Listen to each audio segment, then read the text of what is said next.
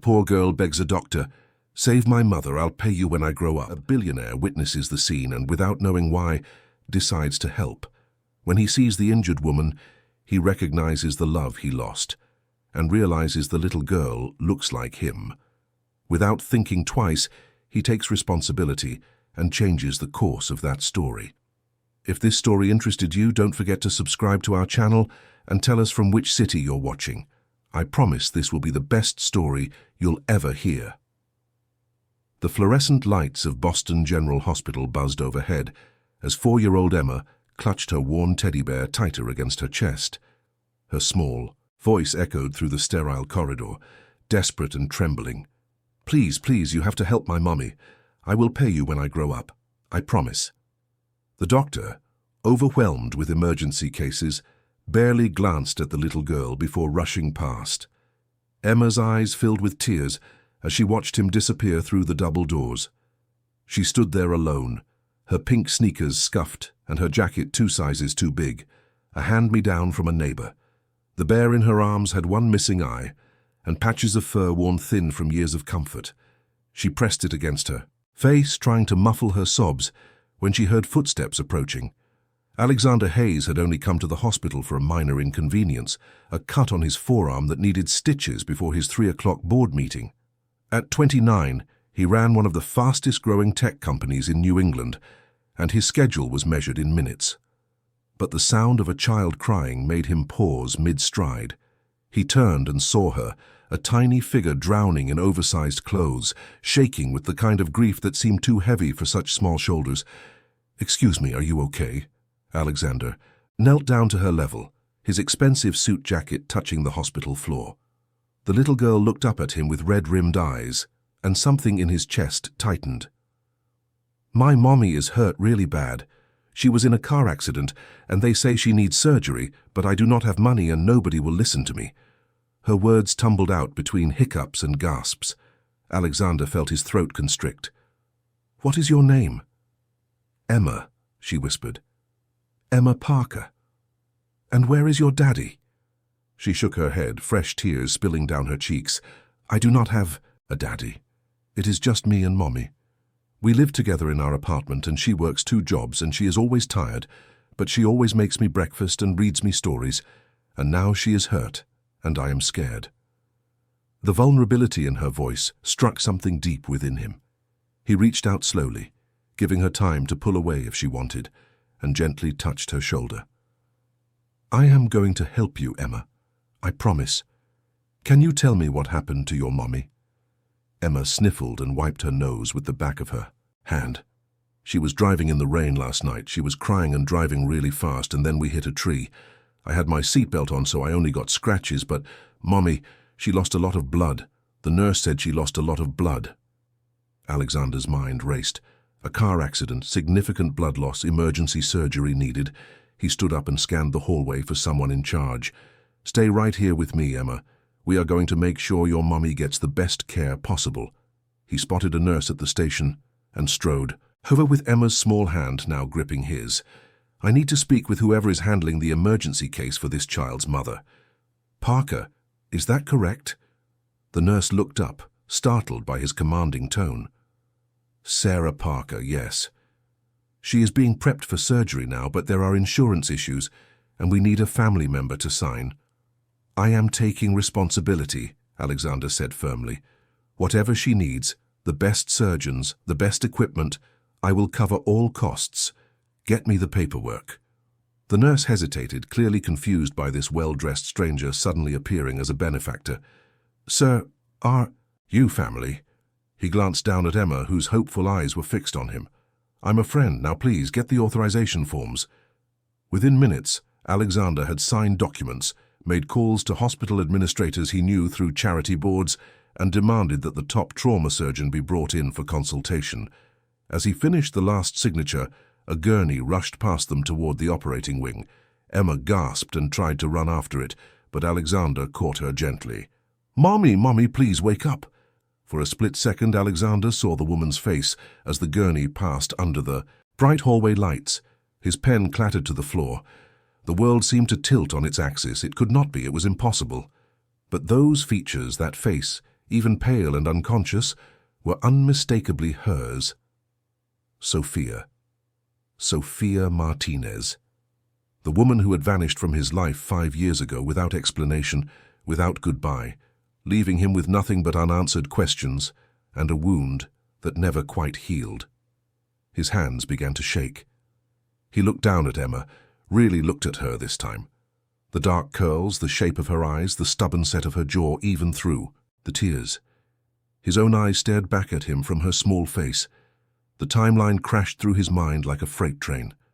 5 years ago. Sophia disappeared 5 years ago. Emma was 4 years old. The math was brutally simple. "Are you okay, mister?" Emma's small voice broke through his shock. He realized he was staring at her, his expression probably frightening. He forced himself to breathe, to focus. "Yes, I am okay. And your mommy is going to be okay too. The best doctors are taking care of her right now." Emma's lower lip trembled. "Can I see her?" "Not right now, sweetheart. She is in surgery. But I will stay with you until she is out. I promise I will not leave you alone."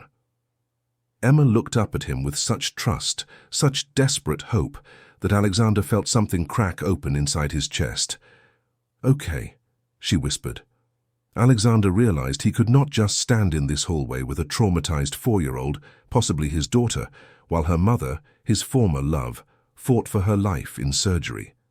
He needed to think, to process, but more immediately he needed to take care of Emma. "Have you eaten anything today?" he asked gently. Emma shook her head. "Mommy was going to make pancakes this morning, but then she was sad and we got in the car instead." Alexander's jaw tightened. "Come on, let us go to the cafeteria and get you some food." He held out his hand, and after a moment's hesitation, Emma took it. Her small fingers disappeared into his palm, and the simple gesture felt monumental. In the cafeteria, Alexander bought chicken nuggets, apple slices, juice, and a chocolate chip cookie. Emma picked at the food, her eyes distant. "She is going to be okay, right?" she asked for the 3rd time. Alexander sat across from her, his untouched coffee growing cold. "She is getting the best care possible. The doctors here are very good at their jobs. But what if she does not wake up?" Emma's voice was barely a whisper. "What will happen to me?" The question hung in the air between them. Alexander had no legal right to this child, no confirmed relationship, nothing but a growing certainty in his gut and a face that mirrored his own. But he knew, with absolute clarity, that he could not walk away. "You do not need to worry about that. You are going to be taken care of no matter what, I promise you." As the hours crawled by, Alexander made more calls. He cancelled his board meeting, his dinner appointment, his entire week if necessary. He spoke with his assistant, his lawyer, his head of security. He needed information, background checks, birth certificates, anything that could confirm what he already knew in his bones. He also needed to prepare for every possibility. When Emma started to nod off in the hard cafeteria chair, Alexander made a decision. "Come on, sweetheart. We are going to go somewhere more comfortable." He took her to a nearby hotel, one of the luxury properties he sometimes used for out-of-town clients. The staff recognized him immediately and asked no questions when he requested a suite, children's clothes, toys, and toiletries to be sent up immediately. In the suite, Emma stood in the middle of the plush carpet, looking small and lost. Alexander felt completely out of his depth. He had negotiated million-dollar deals, managed hundreds of employees, built a company from nothing, but he had no idea how to comfort a grieving 4-year-old. He knelt down again. "Emma, you have had a very hard day. How about we get you cleaned up and into some comfortable clothes and then you can rest for a bit?" "I want my mommy," Emma whispered, tears starting again. "I know you do, and as soon as the doctors say we can see her, we will go right back to the hospital. But right now your mommy would want you to be safe and warm and rested. Can you be brave for her?" Emma nodded slowly, clutching her teddy bear. Alexander ran a bath, testing the water temperature multiple times, terrified of getting it wrong. He laid out the new pajamas the hotel had sent up, soft pink cotton with little stars. Emma emerged from the bathroom looking even smaller, her damp hair curling around her face. She climbed onto the big bed, and Alexander tucked her in, feeling clumsy and uncertain. "Will you stay?" she asked, her eyes already drooping with exhaustion. "I will be right here," he promised, settling into the armchair nearby. Emma's breathing slowly evened out, but just as Alexander thought she was asleep, her small voice came again. "Mister? Yes? What is your name?" "Alexander," he said softly. "My name is Alexander. Thank you for helping us, Alexander." "You are welcome, Emma. Now sleep." He watched her finally drift off, her face relaxing into the peaceful blankness of childhood sleep. Then he pulled out his phone and began making more calls. His lawyer answered on the first ring. "I need you to find everything you can about a Sarah Parker, previously known as Sophia Martinez. Last known address, employment records, financial situation, and most importantly, any birth certificates for a child named Emma Parker, approximately 4 years old. And I need it tonight." As he waited for information, Alexander's mind spun through memories. Sophia, brilliant and passionate, who had shared his dreams and his bed, who had laughed at his jokes and challenged his assumptions, who had made him believe in a future beyond quarterly earnings and market share. And then one day she was gone. No note, no explanation, no forwarding address.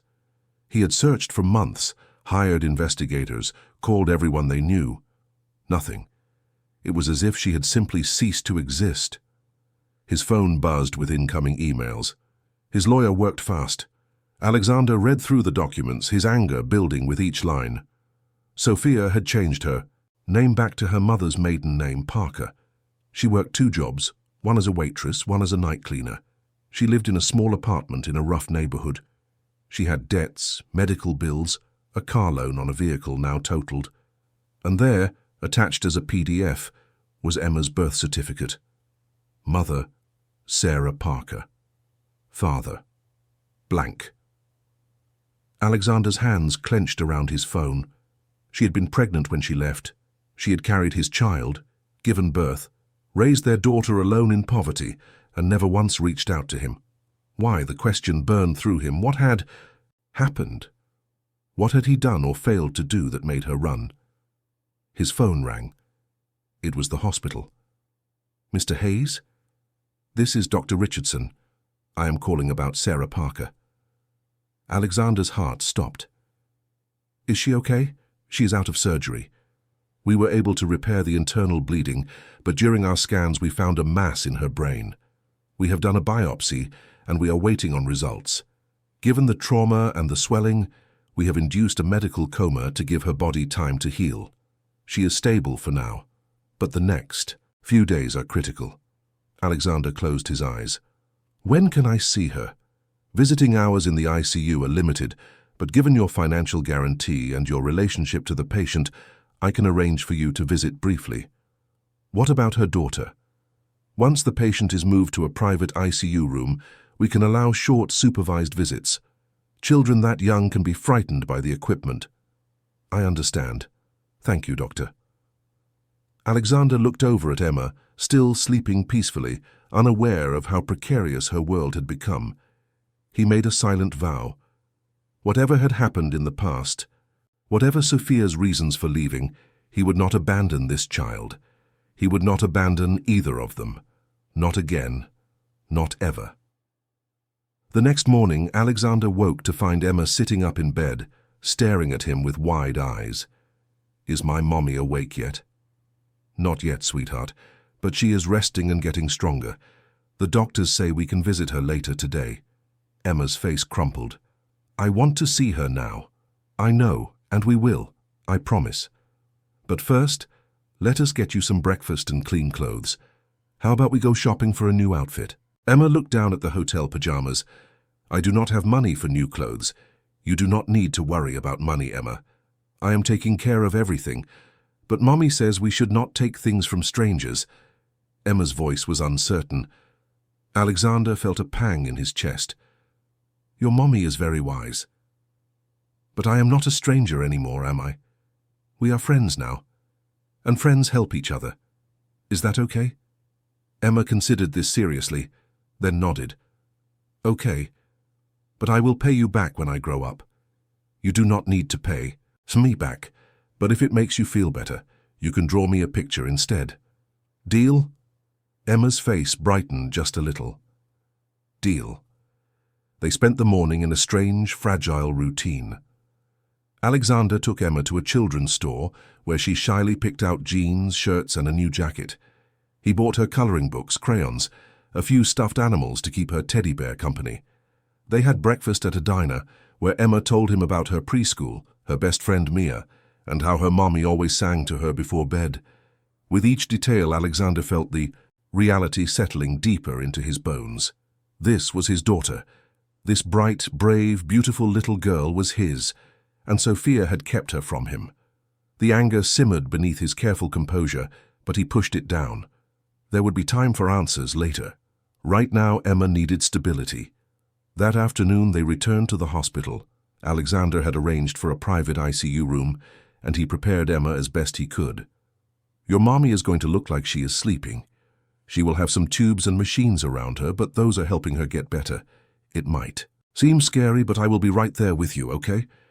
Emma nodded, gripping his hand tightly. When they entered the room, Emma gasped.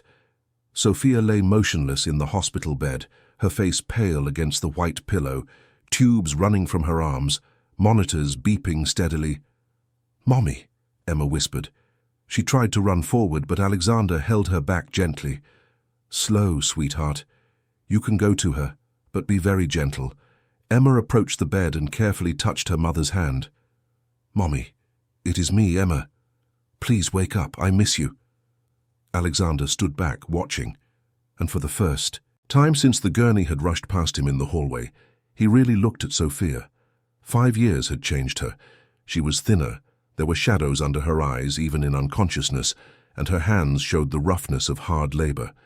But she was still beautiful, still the woman he had loved with everything in him. "What happened to us, Sophia?" he thought. "Why did you leave?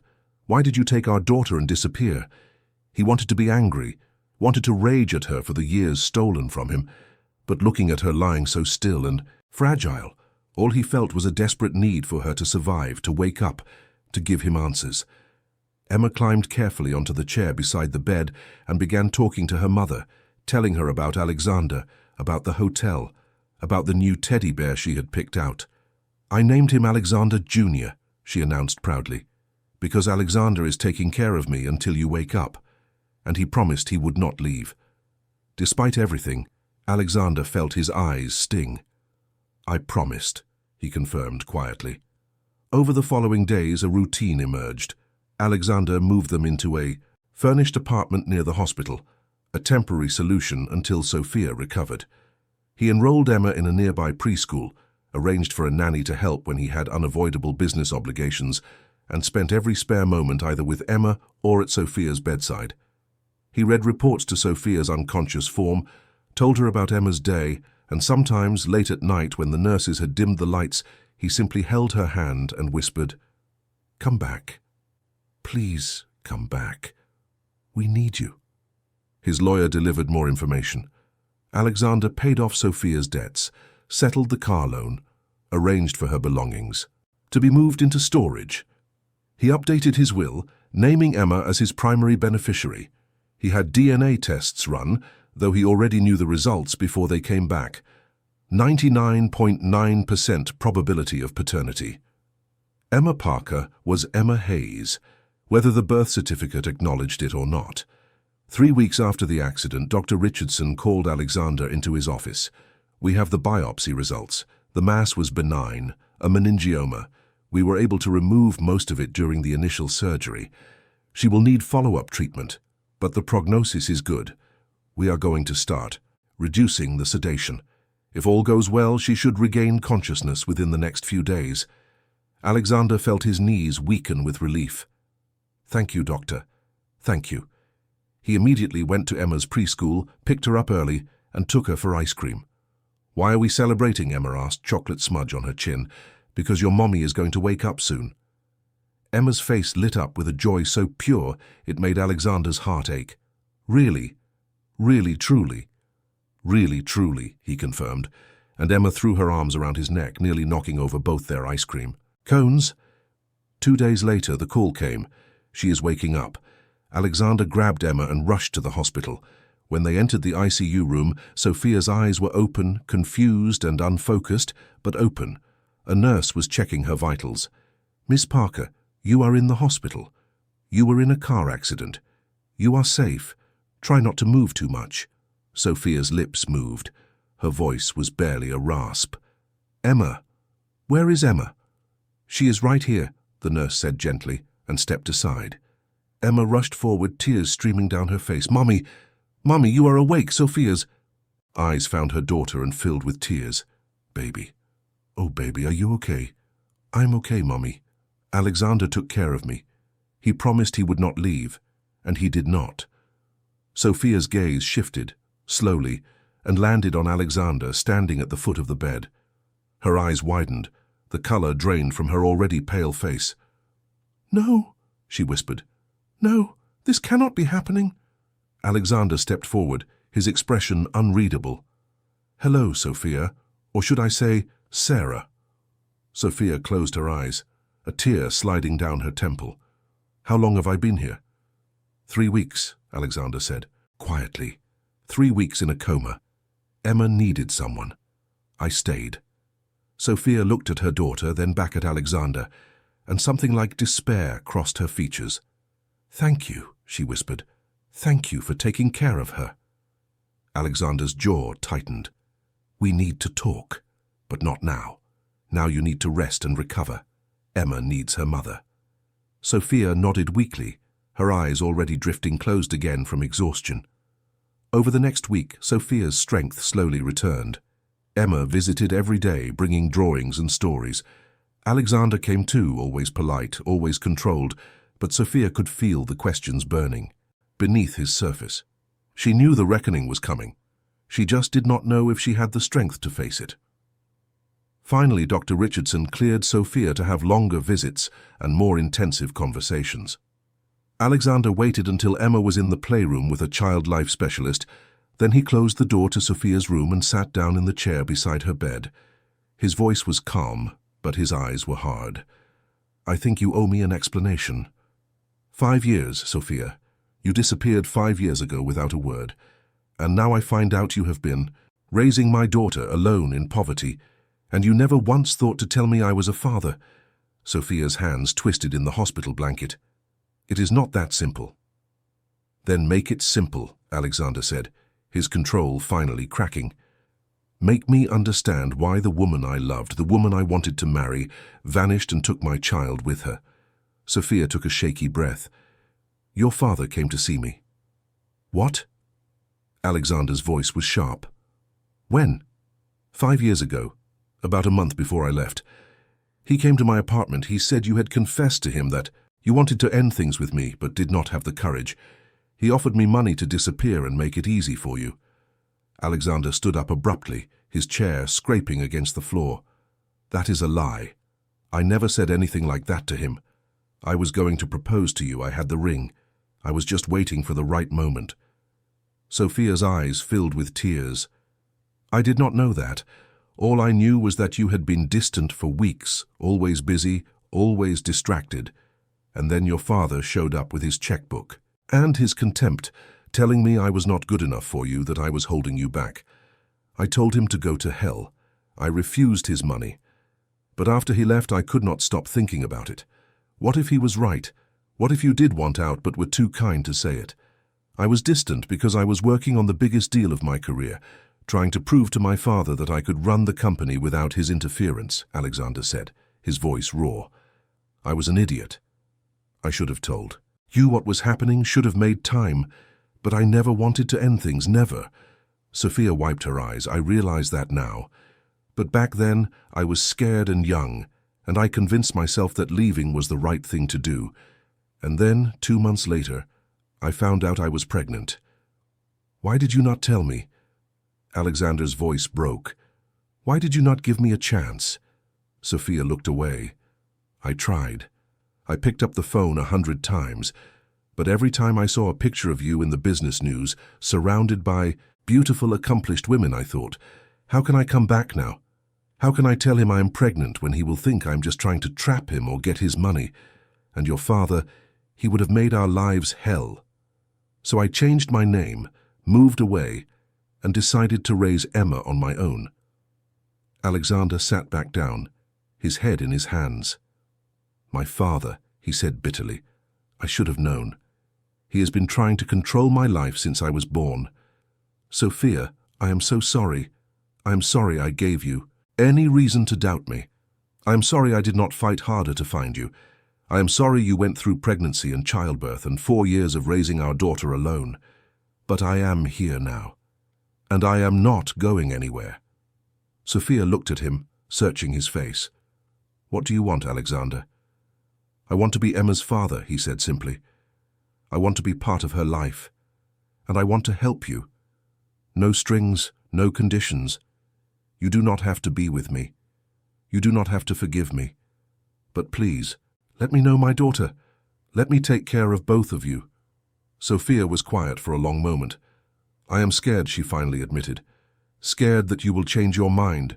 Scared that your father will interfere again. Scared that Emma will get attached and then lose you. I will not change my mind, Alexander said firmly. And my father no longer has any power over me. I built my own company. I make my own decisions. As for Emma, she is already attached. And so am I. I am not going to let her down. I am not going to let either of you down. Not again. Sophia closed her eyes, tears leaking from the corners. Okay, she whispered. Okay. We will try. 2 weeks later, Dr. Richardson signed Sophia's discharge papers. You have made remarkable progress, Ms. Parker, but you will need physical therapy for at least 3 months, and we want to monitor the surgical site every 6 weeks. No driving for now, no heavy lifting, and plenty of rest. Sophia nodded, overwhelmed by the list of instructions and medications. She had been in the hospital for 5 weeks total, 5 weeks during which her entire life had been turned upside down. Alexander appeared in the doorway, Emma bouncing excitedly beside him. Mommy gets to come home today, Emma announced. Yes, baby, I do, Sophia said, managing a smile. Where exactly is home? She asked Alexander quietly. I found a place, Alexander said carefully. A duplex in Cambridge, 2 bedrooms near a park and a good elementary school, close to the hospital for your appointments. Sophia felt panic rising. Alexander, I cannot afford anything like that. You do not need to, he said firmly. I am taking care of it. The duplex was in a quiet neighborhood, tree-lined streets and brick buildings with flower boxes.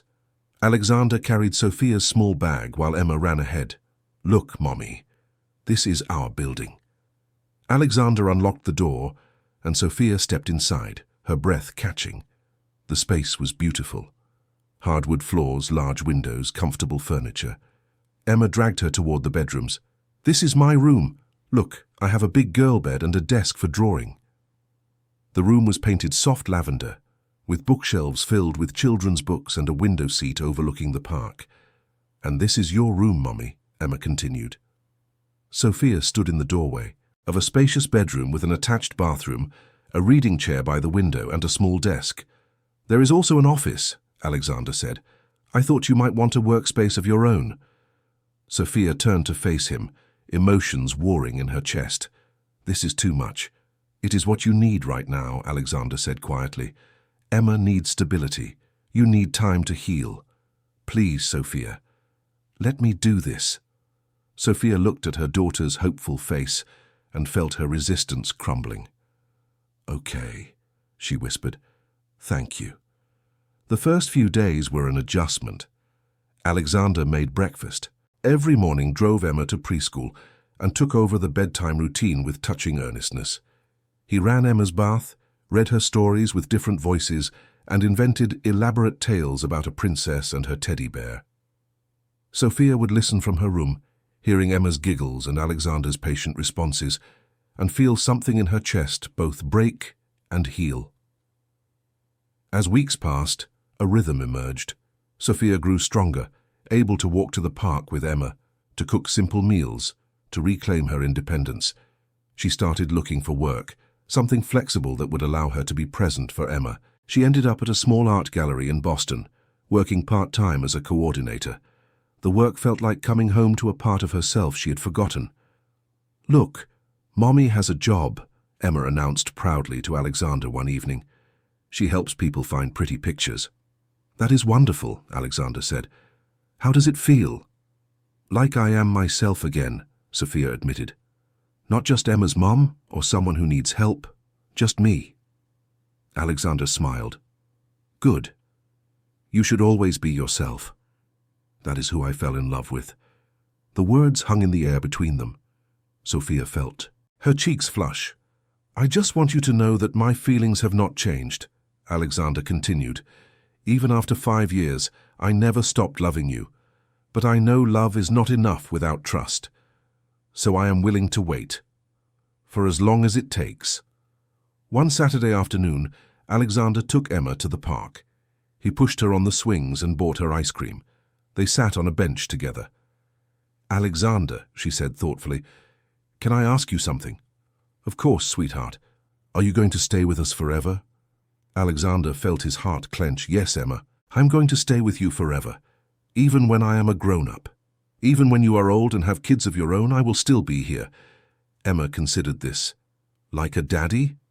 Alexander's breath caught. "Yes," he said carefully, "like a daddy. Exactly like a daddy." Emma was quiet for a moment. "Can I call you Daddy?" Alexander felt tears sting his eyes.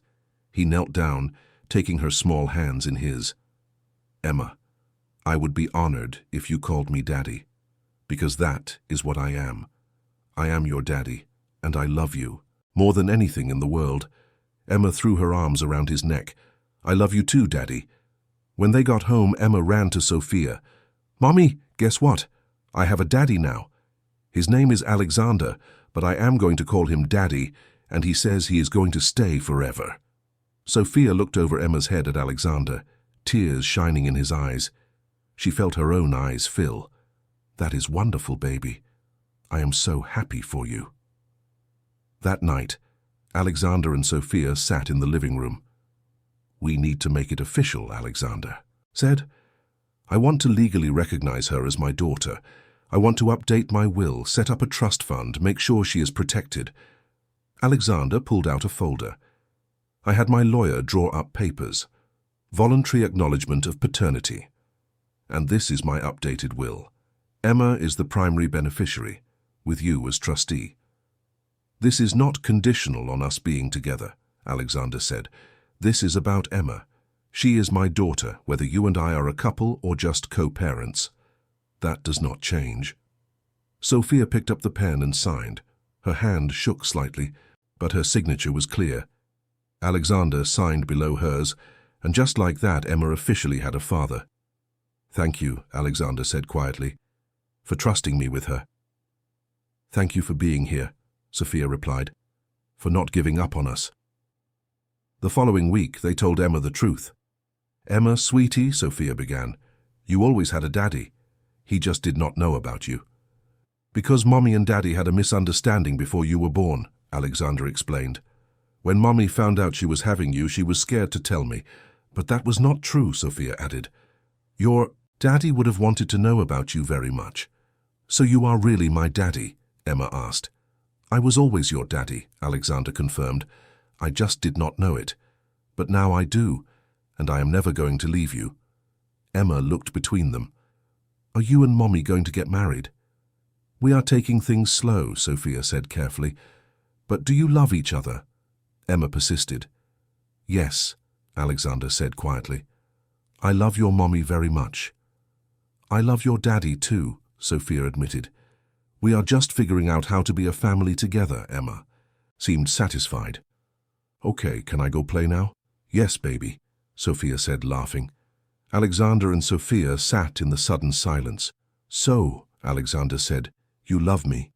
"I never stopped," Sophia admitted. "Even when I was scared, I never stopped loving you. I just did not know if I could trust it." "And now?" "Now," Sophia said slowly, "I think I am ready to try. I am ready to believe that you are here to stay." Alexander reached for her hand. I am here, Sophia. I want a partner, an equal. I want you exactly as you are. I want that too, Sophia said. I want us to be a real family. Alexander cupped her face gently. Can I kiss you?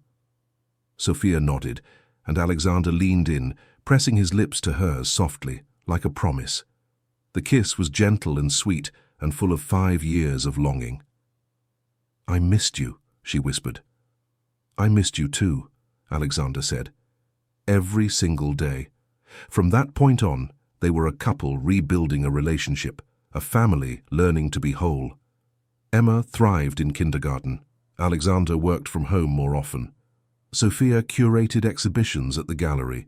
They celebrated milestones together, building memories that felt solid and real. One evening, Alexander's phone rang. It is my father, he said. He stepped into the other room. No, I will not be attending the board meeting. You lost the right to have an opinion when you lied to Sophia and tried to pay her to leave me. Emma is my daughter and Sophia is the woman I love. They are my family, and if you cannot respect that, you are not welcome in our lives. I have evidence of what you did, and I am prepared to make it public if you interfere again. Goodbye, Father. Alexander came back, his jaw tight. Are you okay? Sophia asked. I am fine, he said. Choosing you and Emma is the easiest decision I have ever made. Months passed. The seasons changed. One Sunday morning at the park, Alexander said quietly, this is what I always wanted, a family, someone to come home to. Me too, Sophia said. I just did not know how to let myself have it. You have it now, Alexander said, and I am never letting it go. That night, Emma came running with a drawing, 3 stick figures holding hands under. Stars labeled Mommy, Daddy, Emma. At the top, my family. Alexander and Sophia looked at each other, hands finding each other across the table. That is perfect, sweetheart, Sophia said. That is exactly right. Emma beamed. Can we put it on the refrigerator? Absolutely, Alexander said, lifting her up. Emma positioned it carefully, then wrapped her arms around his neck. I love our family, she declared. We love our family too, Alexander said, pulling Sophia close so the 3 of them stood together in the morning light, a portrait of the family they had fought so hard to become. In that moment, Sophia finally let go of the last of her fear. This was real, this was home. Not a place, but a choice they made every day to stay, to trust, to love. They had lost years to misunderstanding and fear, but they had found each other again, and this time they were not letting go.